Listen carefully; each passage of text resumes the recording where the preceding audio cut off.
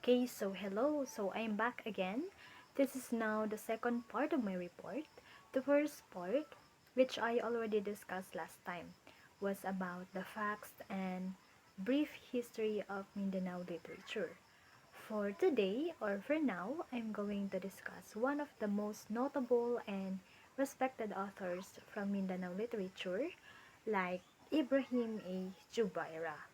So, Ibrahim A. Jubaira was born in 1920 in Holosulu and he passed away in 2003.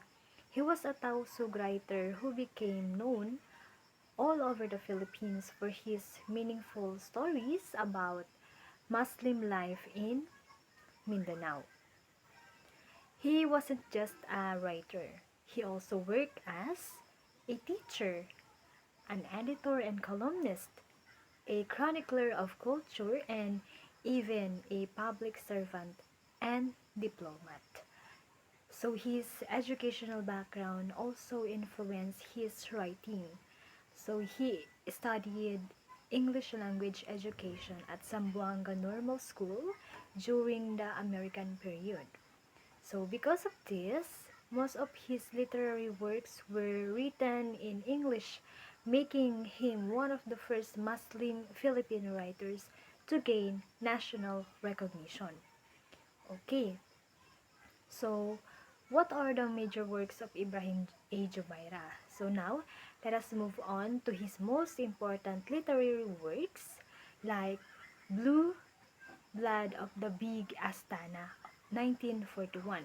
So this is considered his most famous short story because it tells the story of Jaafar, an orphan boy with a hair lip who becomes a servant in the palace of a powerful Datu.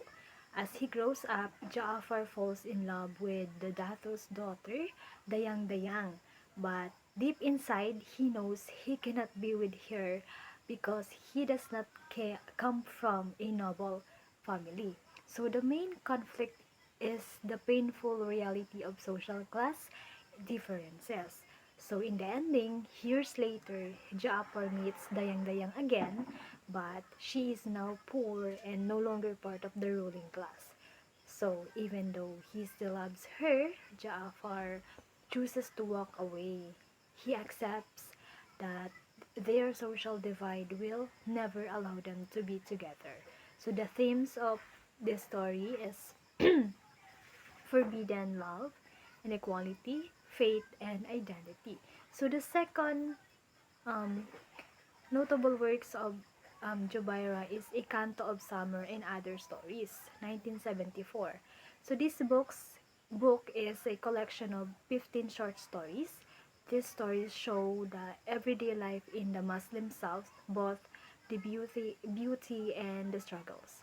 So some stories talk about childhood innocence, others about Arab immigrants, and many focus on the tension between traditional Muslim culture and the influence of the modern Christian state. So the title story, A Canto of Summer, reflects lessons learned from the nature and the realities of growing up in a diverse community. So the third one, notable works, is The Mirror of Ancient Heritage, 1978. So this work continues Jubaira's mission to preserve Moro culture. It is called Mirror because it reflects the true picture of Muslim Filipino life, their traditions, their challenges, and their identity.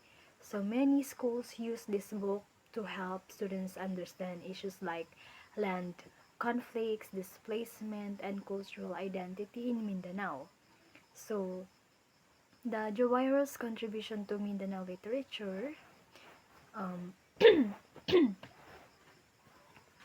Jubaira is one of the pioneers of Muslim Filipino literature in English. So his writings help give voice to the Moro community, showing their culture, struggles, and humanity. So through his stories, he helped promote understanding between Muslims and Christians in the Philippines. So after discussing one of our notable Mindanao author, like Ibrahim A. Jubaira, so it is important to understand the major themes that appear in Mindanao literature as a whole. So these themes help us see what Mindanao writers want to express based on their real experiences and community history. Okay, so for first, Mindanao literature strongly highlights identity and cultural roots. So the stories often show who the people are, whether they are Moro, Lumad, or settlers, and how they preserve their traditions, beliefs, and way of life. So because Mindanao is very diverse, writers focus on cultural pride and the importance of remembering where you come from. Okay, so second, is a common theme is social inequality also.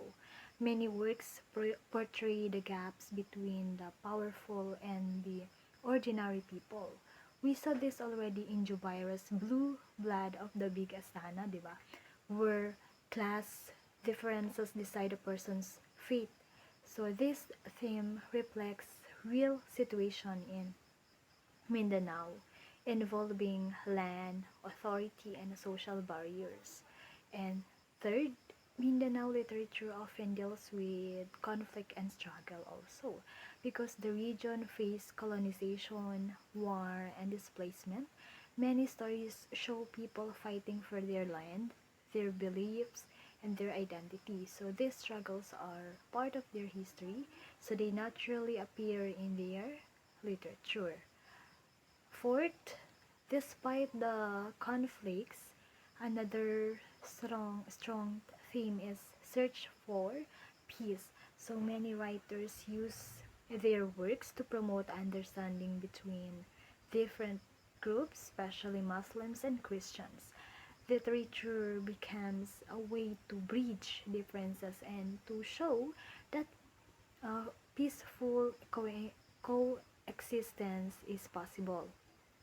Fifth, as Mindanao literature explores tradition versus modern change, characters often experience tension between preserving their culture and adapting to new influences. Writers show how communities try to keep their values while adjusting to a modern world.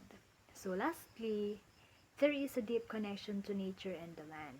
Many stories use Mindanao's mountains, seas, rivers, and forests as symbols of life, memory, or spirituality. So nature represents home, identity, and the history of the people.